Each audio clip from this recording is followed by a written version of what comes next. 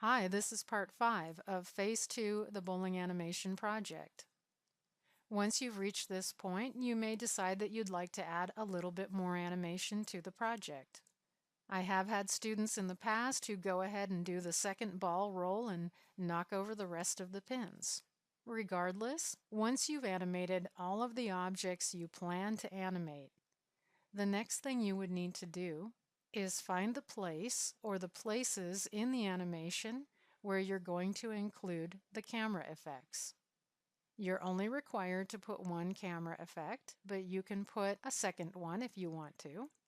I won't show you how to do that here because there is a camera effects lesson in this section of the classroom.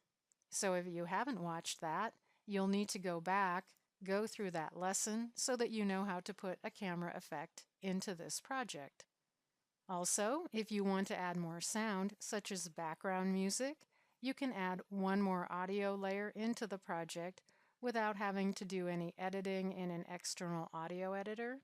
But if you'll recall, I did show you in an earlier lesson how you can manage to kind of combine sounds that already exist in a Moho project and then import them back into Moho from an external audio editor, trying to win yourself more available layers for audio.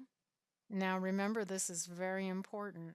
Once you feel you have everything all together, you've got your additional sounds in there, you've done your camera effects, you've animated all the objects you wanted to animate, be sure and check to see where you're at with your total number of frames.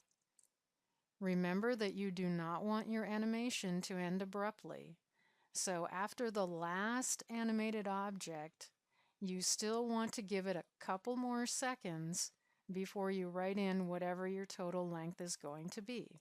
Now, my sample right here isn't entirely finished, but the last thing that's happening in this animation right now is that the pins get set down and the pin setter goes back up. So if I go and I click on my pin setter over in the layers, and then I look for the last place, here it is.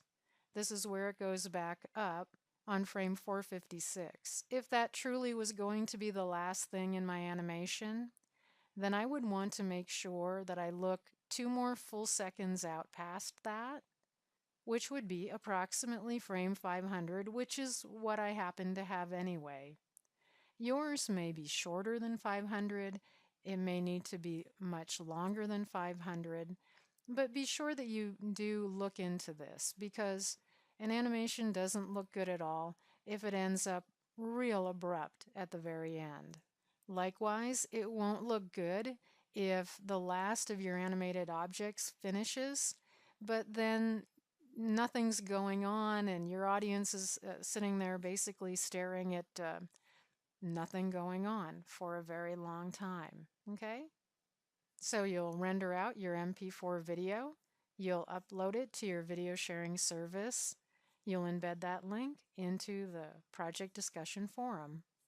And if you're stuck on anything, please email me right away.